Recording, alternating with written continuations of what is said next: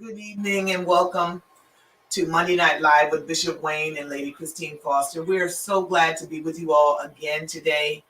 We are thankful for seeing another Monday. And today, as we open this program in this short segment, we wanted to dedicate it and honoring the memory of Dr. Martin Luther King.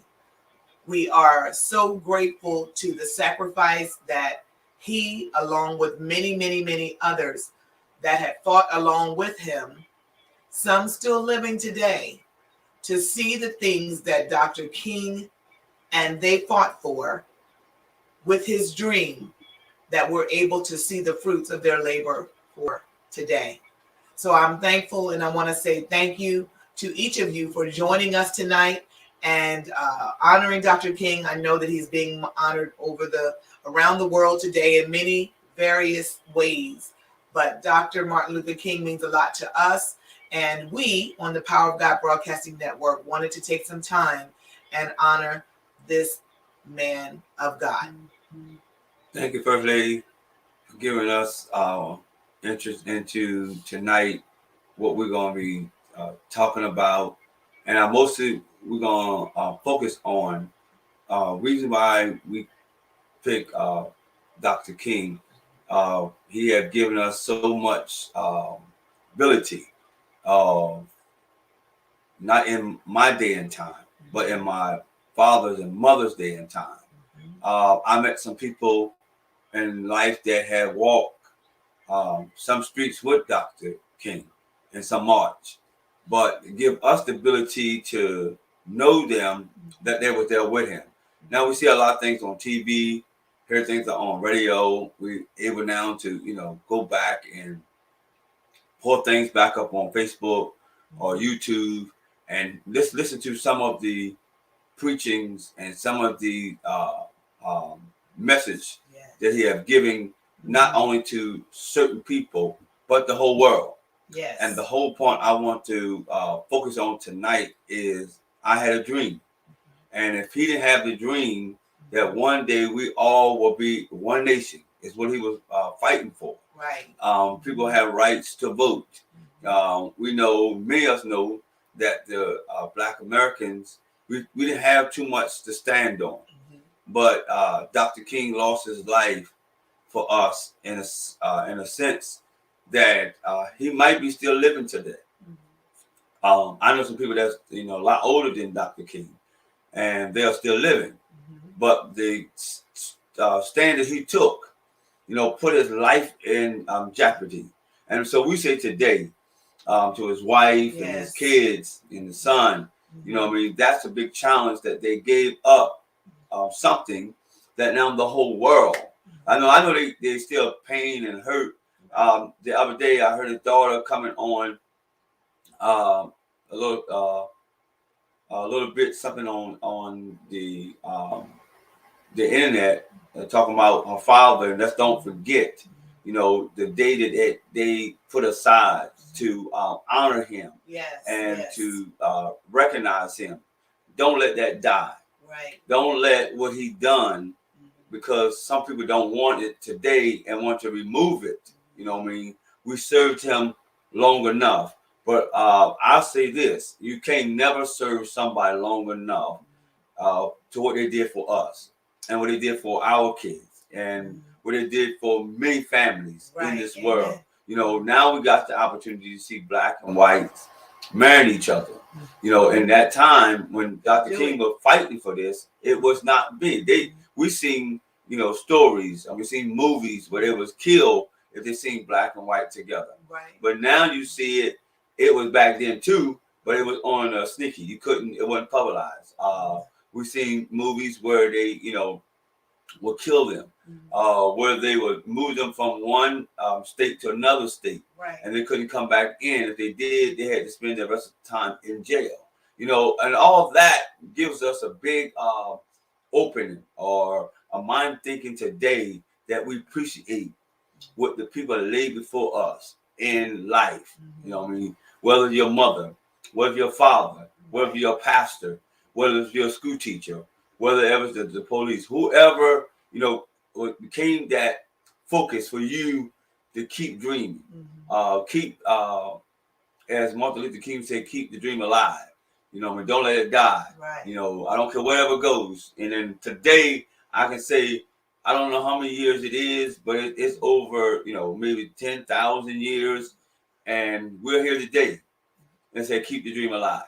Is that it went from one generation to the next generation, it didn't die. You know, the father did it. Now the kids are saying, hey, daddy did this for not just for our family, Mm-hmm. but he did it for everybody. Right. He said, that's don't let this dream die. That's don't let the vision that my father suffered, you know what I mean, gave up his life, you know what I mean? And now we sit back now because he's gone, and now they want to bring something else into the office of we gave him enough respect. Let's move this day off, or let's move what he did and let's change something else. But we all had to come together as America and as the people and say, you know what, let's fight. Let's fight for what he's given us. Mm-hmm. If you hear it, you know what I'm saying, I'm supporting what he's giving. Mm-hmm. And I appreciate that we had this day. Everybody mostly was off today. Mm-hmm. And honoring Dr. King. We've seen all over the media, you know, different things that, you know, like we're doing now. It's just only supporting. Right. It's only giving what God has given us to help somebody else keep their dream alive or keep their life alive. Or keep their family safe. You know, all that plays a big part in why we do what we do for life. You know what I mean? You don't know what you can help somebody strive and somebody to do if you give them opportunity to do it, excuse me. And if we can keep motivating ourselves, it's easy to help somebody else to stay motivated. But the whole key is we got to be the ones. Individuals have to know what we want, know what we're gonna, how we need to do it, and how we need to reach forward. And then if you keep moving, 9 out of 10 things will start opening up for you. That's what Dr. King did when he went, you know, from Alabama, Mississippi. You know, he carried a march. You know what I mean? That's surprising, or that's a big job that to bring everybody together. And we seen the marches, I mean, with the video camera, you didn't just see only blacks, you seen whites, you know, they're trying to pull it together. And we are here today, and I see a lot of this still happening today, but you have to know you can't let nobody steal your dream. Right. Whether it be people of color, whether it be people, a nation, whatever it is, you can't let people stop you from dreaming and going after the dream that you see and you know you can reach. That's only comes because what we see and what we feel in our heart, right. And we keep moving towards it.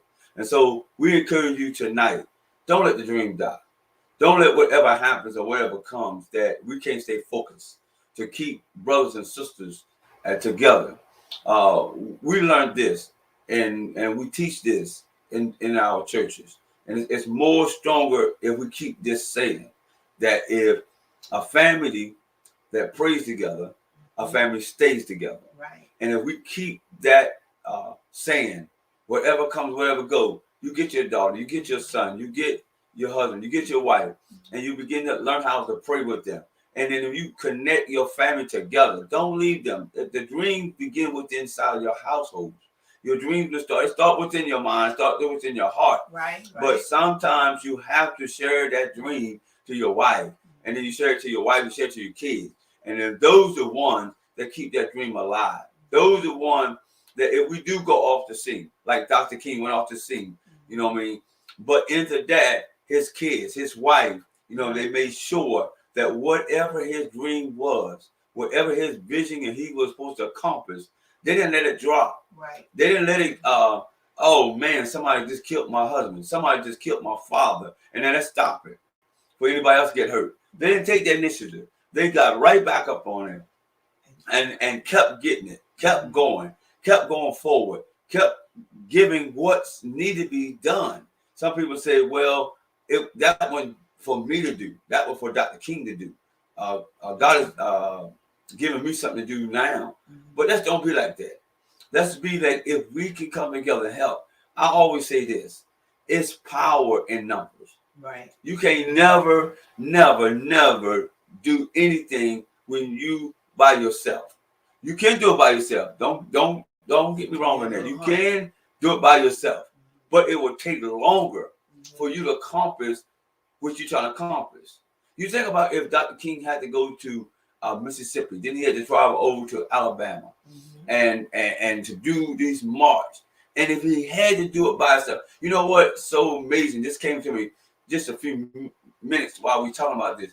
Do you imagine Dr. King didn't have cell phones like we got? He didn't have, the setups like we got right now. And and amazing that he took what he had and brought a crowd and brought the connection, and he brought people together. That, well, if we have great technology today, we just hit a button and your message is going over to 1,000 million people at one time. You know what I mean? The way this technology is today, it is mind blowing of how that you can do something and immediately put it on the web, and it is go viral, or it can go into hands to anywhere from 100 to 200 people in seconds. You know what I mean? We have grew in these areas of technology, but Dr. Kingdom didn't have it at that time. But they made things came alive to get things in the court systems. For now, we see it now that women have right to vote, and we have right to vote. You know what I mean? All that they fought for. You know what I mean? That we able to sit and look at it was the greatest thing we had a couple of years ago, that we had a black president. Right. You know what I mean? That's something that was never in history. But we are moving up in life. Some of us now have the best jobs that our forefathers and mothers didn't have. Right. They was maids. They was butlers. You know what I mean? They was slaves. As Dr. King, we listened to him just a few minutes ago, talking about how they freed the slaves. You know what I mean? I just imagine to being a slave at them times, they whooping you and telling you got to not go but so far, and you got to be in the cornfield. And I'll tell you right now, I don't like heat. And then and to be out in the heat all day long picking cotton. You know what I mean? I'm gonna share this real quickly. I had the opportunity to go to North Carolina one year, and it was the first time I ever knew what tobacco was and knew what cotton was. I seen it on pillows and things like that.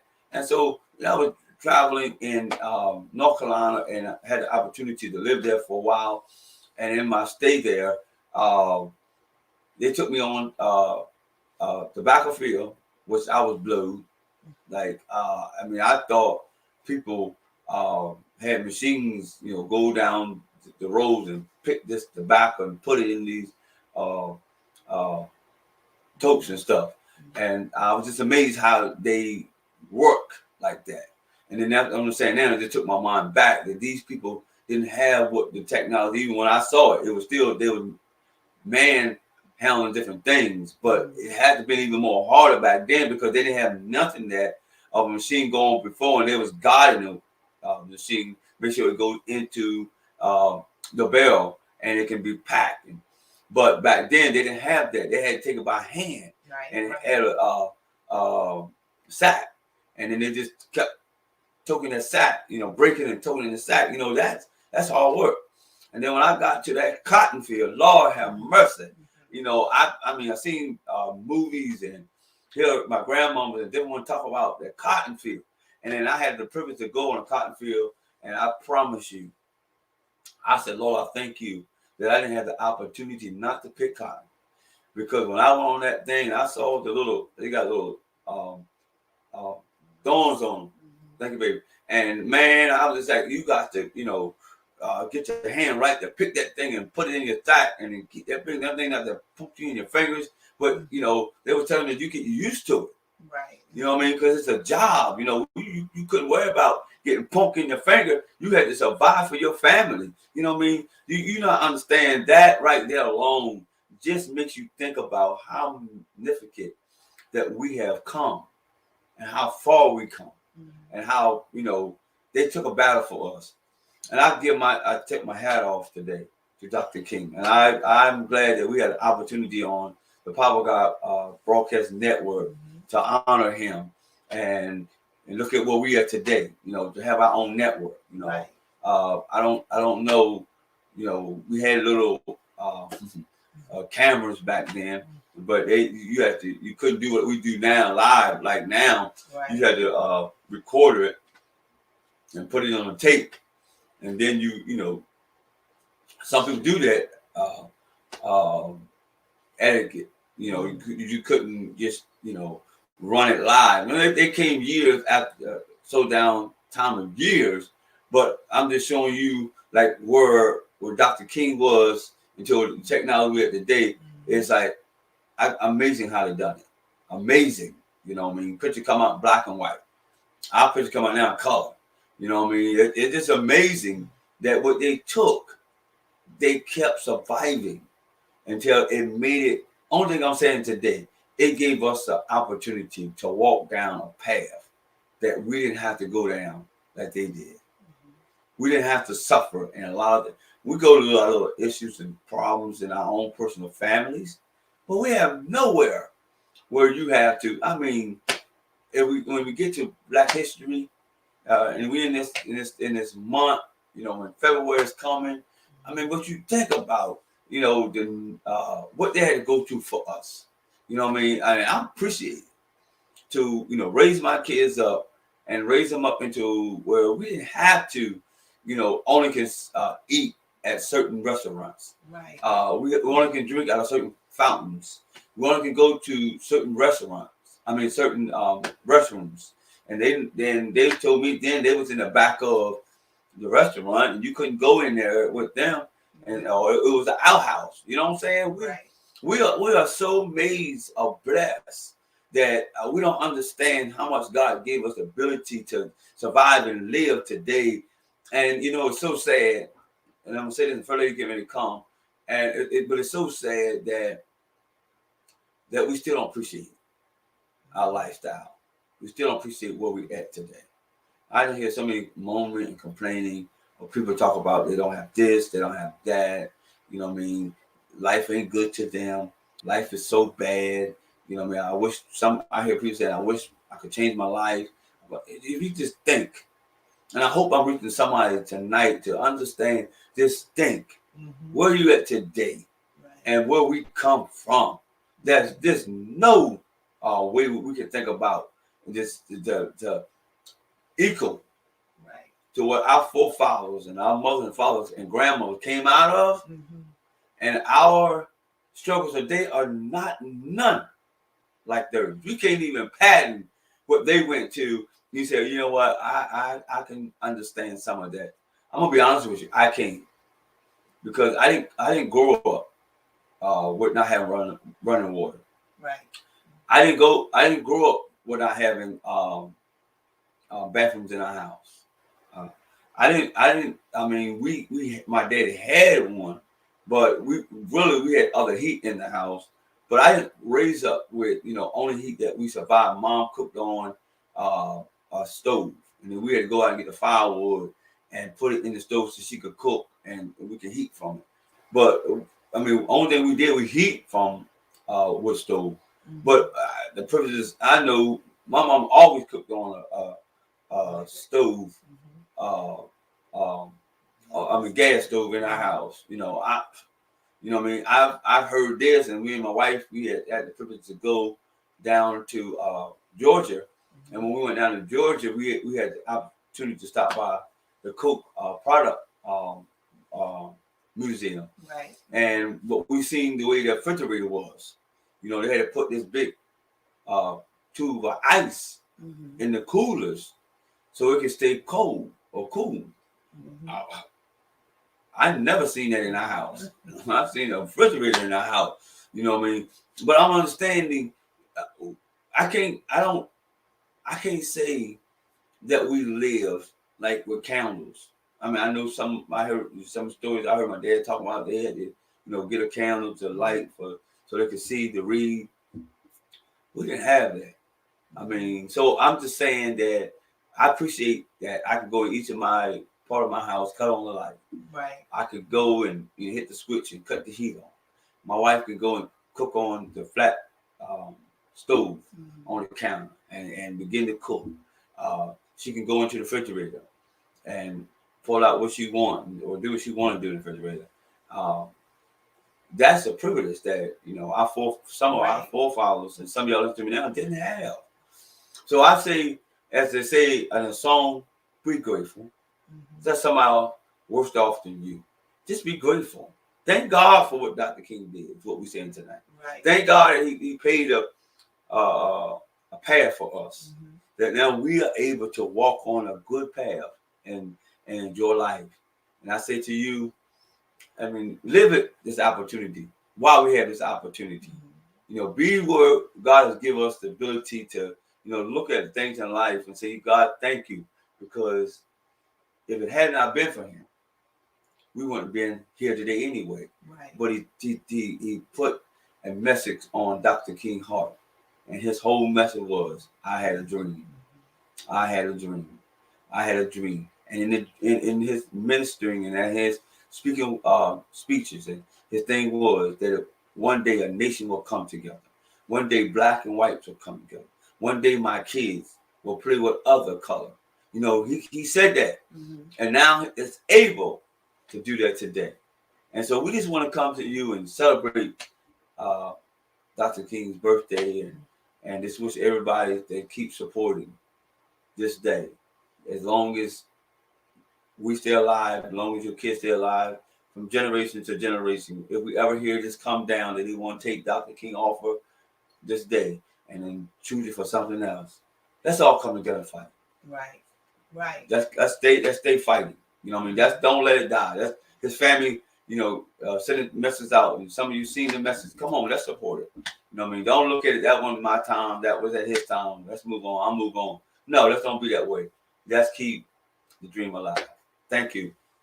Yes, as Bishop was saying, we honor Dr. King today, and as we mentioned, his family, his wife, who has since, gone on. She, along with her children, and everybody else who pioneered and worked along with, Dr. King. We're so glad for, the things that he did.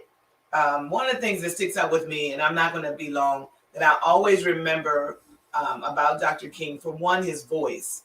His voice resonates throughout the world since, his passing.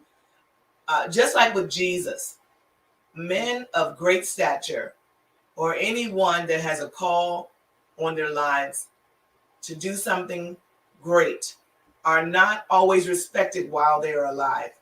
The Bible says that a prophet hath no honor in his own country. And people like Dr. King, Rosa Parks, and many others that have gone on, Jesus Christ, who went about doing the work and their mission that they had, were not appreciated while they were on the earth. But after their death is when they were remembered the most. Today, we as the United States of America honor and respect and show love for the family of Dr. Martin Luther King, everyone who fought along with him, so that we could have the privileges that we do today. I'm always thankful and grateful for the fact that somebody took it to heart. Dr. King took it to heart to fight. He put himself out there along with many that worked with him to see that we have and can and benefit from the things that he did now in today, 2022. Women that are able to work, women that are able to have their own businesses and writing books and all kinds of things. I always celebrate the fact not only that I'm able to vote, but that I am able to vote because I am a Black person, but also I am a woman, because we did not have the right to vote. So I encourage everybody. They are trying to stop us from being able to vote as large. They're trying to change the way voting is done. We cannot sit back and be asleep and act like we don't see the things that are going on, because when we do that, what we're doing is saying that all the work that Dr. King and others did and gave their lives for, we don't care about it. I don't want to go back to that. We need to continue to take the time and fight for what is right, fight for the rights of all. Dr. King fought for the rights of all, not just one color, but all. He said he wanted us all to be equal in the United States. And we have come a long ways. We have a long ways still to go. But I'm thankful for the many people that I run into of all nationality and color who show their love for all of us, the brethren, all of us together, people that open the doors for you and say, here you go, have a nice day. You know, everybody that does that, I believe they make more of a point to do it, to let us know we're not all the same. We don't all think the same. So we have to band together and remember that Dr. Martin Luther King had a dream that led to his death, but it has come to fruition today, and we are benefiting from it. And we want to continue, as Bishop said, to keep the dream alive and support the ministry of Dr. King and the memory and his family and those that are today, the Dr. Martin Luther Kings of today, that are fighting for the rights of others that are here. So we want to continue to not let the dream die. And remember that if Dr. Martin Luther King hadn't kept that dream before him and fought for it, even when he couldn't see it, even when he was tired, even when things were against him, he kept fighting until his end. And today, we are living some of that dream. So Dr. Martin Luther King's memory, we continue to keep alive, and we hope that you will. Not only that, let freedom ring from Stone Mountain of Georgia. Let freedom ring. Let freedom ring from Lookout Mountain of Tennessee.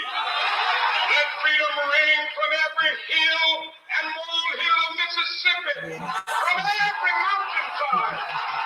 Let freedom ring in Minneapolis. Let freedom ring.